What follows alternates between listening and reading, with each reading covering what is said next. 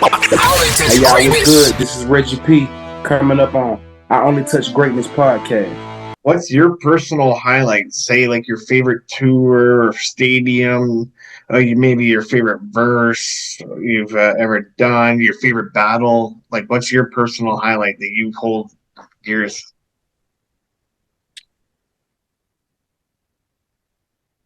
But if I would say that, it was more of a moment. And the verse made the moment.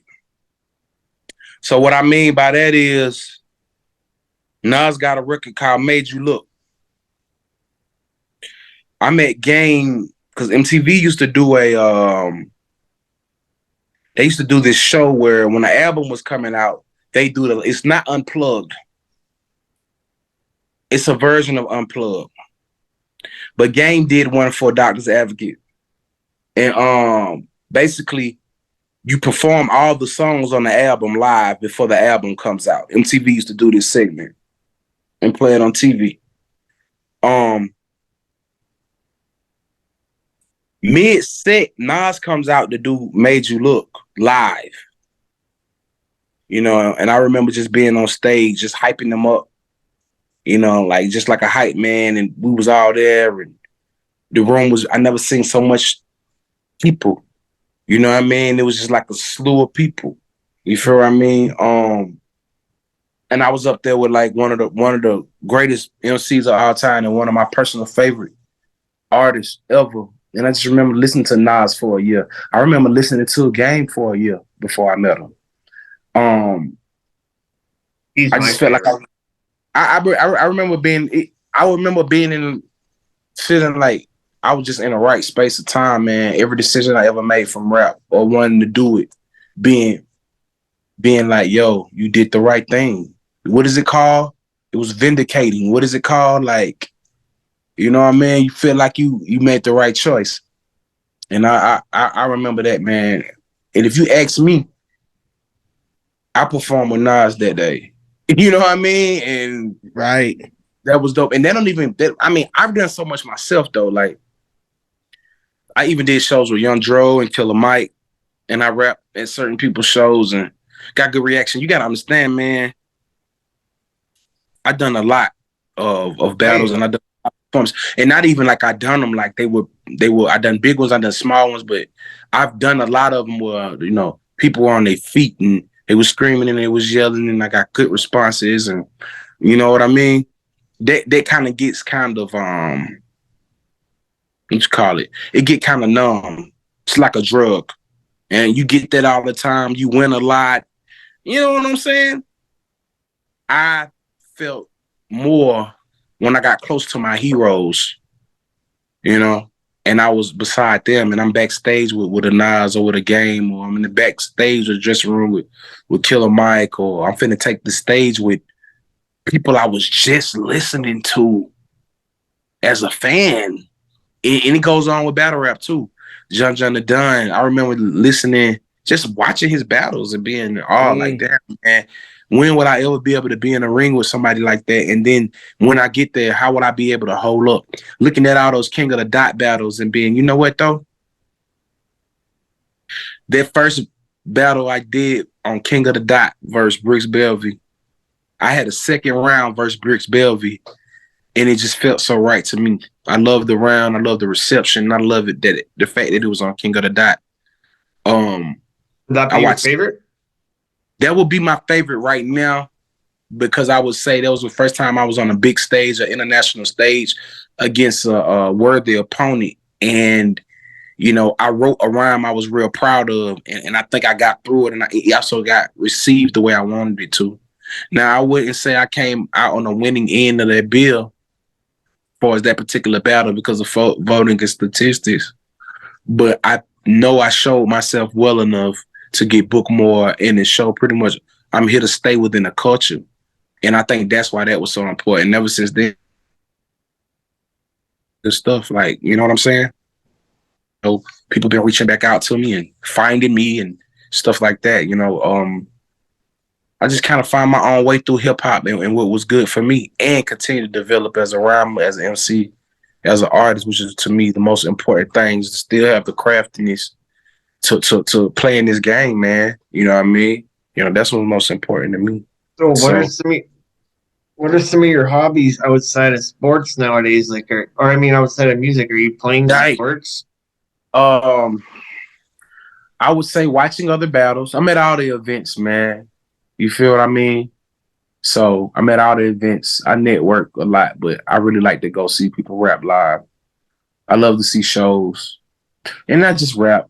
I just went to Memphis, uh, hearing their blues, hearing those people singing, and they got their Mm, own Walk of Fame and Aretha Franklin, and you know, history of music. Period. You know what I mean, and the right. history of certain venues, and you know what I mean. You got to understand you're walking the same path that legends just were. You know, and you're gonna be the one talked about next. You know what I mean? And it's like I I I love the fact of making history, and people like to make money. You know what I mean? And ain't nothing wrong with that. That's dope. But you can't take away once you made a mark in history. It can't be changed. Just like those girls the other night that won the national championship at LSU. You know, whether you like what the girl did or you didn't like what she did, she's a champion for life, a national champion. You feel what I mean? You See, can never take that away from her ever. She made not only did they win a basketball game, they made history. It's the first time LSU had ever won a national championship. You can't take that from somebody. no, good And for like, them. like yeah, yeah. But I was just saying that to say, you know, when you make history, you really make a mark, and you're gonna influence the next group of players. You're gonna influence the next group of artists, and even if it's business, the next structure of business. You know what I mean? So I'm more about breaking the mold and like, you know, making history, man. Actually being a legend, man. Because hey, we're all not gonna be Jay-Z. We are not gonna be Puffy. We are not gonna be, you know, Roger Goodell or whatever. But we still can make an impact in our communities. We still can make an impact locally. We can still hit all our personal goals. You feel what I mean? Like it's so much to be achieved. You know what I mean? And there's so many people watching you that you give it motivation to by you just not quitting and finding new ways to deliver your creativeness. You know what I mean? So that's what I pretty much don't learn from it all, and it's been working for me. You know what I mean? I ain't got no complaints at all, man. Like I say, 23 finna be a big year. Got pandemic coming. Like I say, April 15th, I got Super Black at King of Diamonds. Uh, BMI and Bullpen, which is another organization down here in Atlanta that's actually shifting the culture forward, making battle rap even bigger, man. We're gonna make this shit just like NFL, NBA pretty soon. You know what I mean? Just like people gonna be going to see the game, people gonna be sitting around TV waiting for battles to come on. They already got sports betting for battles. It's like I'm trying to tell you, it's gonna cultivate into this own thing. And people need to know, man, that you can make it different ways, bro, if you got what it takes. And this is just like the age of innovation, man. Like it ain't no excuses. Anything you want to happen can go down. And you don't necessarily need a label or a big cosign. And that's stuff which I had both, but The this is a one, great the time one for it. way, the one way to take over all of Canada is to bring in King of the Dot. They're the number one thing for any battle rappers across all of Canada, not Right, just Toronto. Like, right. dude, That's that why, you know, I'm I'm just chilling out, man. I know probably be on there soon, or I've reached out to them about work we probably do in the future. But you know, in battle rap, you do things and it has to make sense. You have to fit sure, in it. You want the matchups to be right. It's just like boxing, you know. And you then have to like for my manifest it. yeah, yeah. I definitely, That's I def- I say I definitely manifested that first time because man, people don't know how long I sat there watching King of the Dot.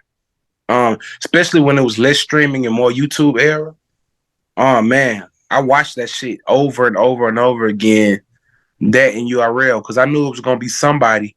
one of these stages I was gonna get on. And like I say, I cleared a lot of stages, it ain't too many left. So I just want to continue to keep doing well, man. And if we can get some music out here that sound like something, man, shit. Ain't no telling what can happen towards the end of the year. So that's why, Yeah, I gotta get all my ducks in a row as far as that. But you guys, shit. you guys are going on tour. Huh?